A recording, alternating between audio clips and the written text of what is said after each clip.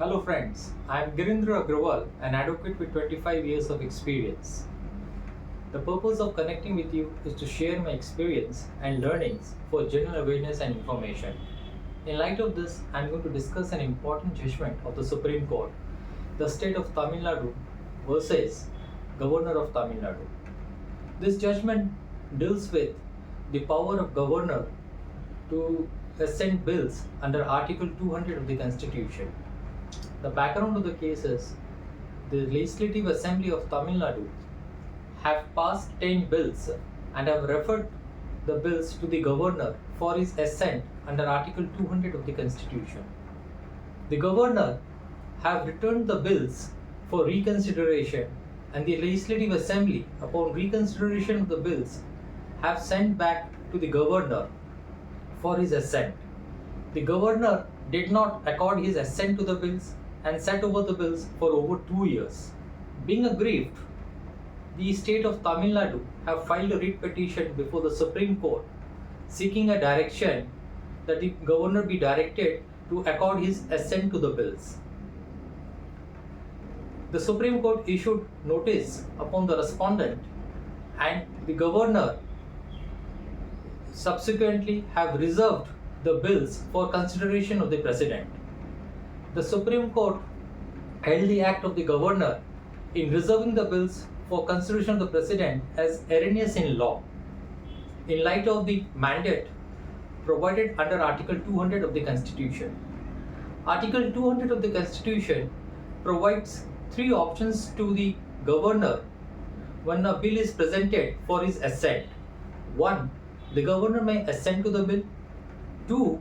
The governor may withdraw his consent, or the governor may reserve the bills for consideration of the president. In this case, the governors have returned the bills for reconsideration, and the Legislative Assembly, upon reconsideration, have again passed the bills and sent back the bills to the governor for his assent.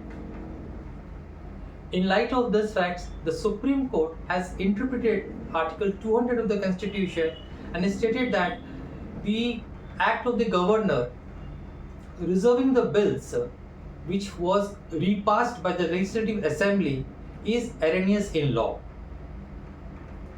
The Supreme Court, in exercise of its powers under Article 142 and taking into consideration the reports of the Sarkaria Commission, Unchi Commission and the Office Memorandum issued by the Ministry of Home Affairs in 2016, which stipulated a period of 3 months within which the President is required to decide the bills which have been reserved for his consideration.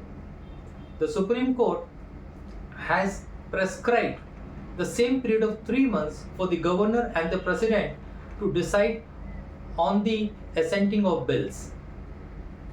This judgment has drawn criticism from various sections, including High Constitutional Authority.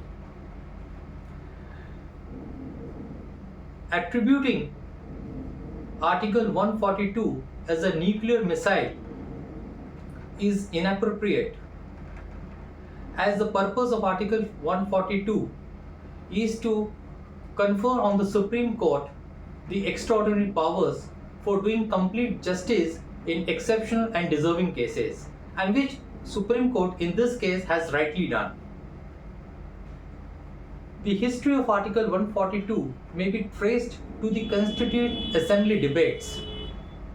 In fact, when Article 142 was introduced in the Constituent Assembly, the whole Constituent Assembly were unanimous, and Article 142 was adopted and passed by the Constituent Assembly.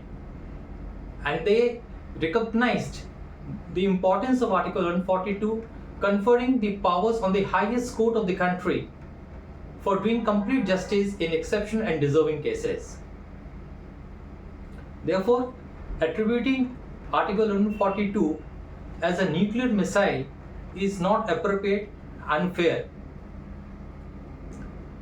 Now let us juxtapose the provisions relating to assenting of bills in our Constitution vis-a-vis the United States Constitution. The US Constitution mandates that when a bill is presented to the President of the US for assenting, the President has to give assent within 10 days from the date the bill is presented to the President. In the event the President of the US does not assent, then the bill automatically becomes law on the lapse of the 10th day.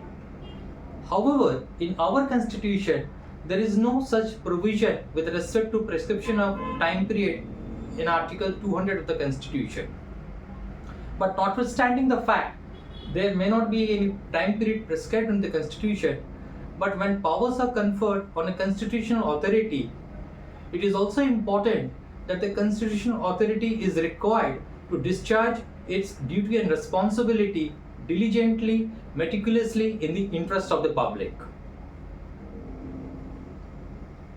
If you find the contents of this video useful, you may please like and subscribe to my channel. Should you have any queries or inputs, please feel free to put in the comment box. Thank you.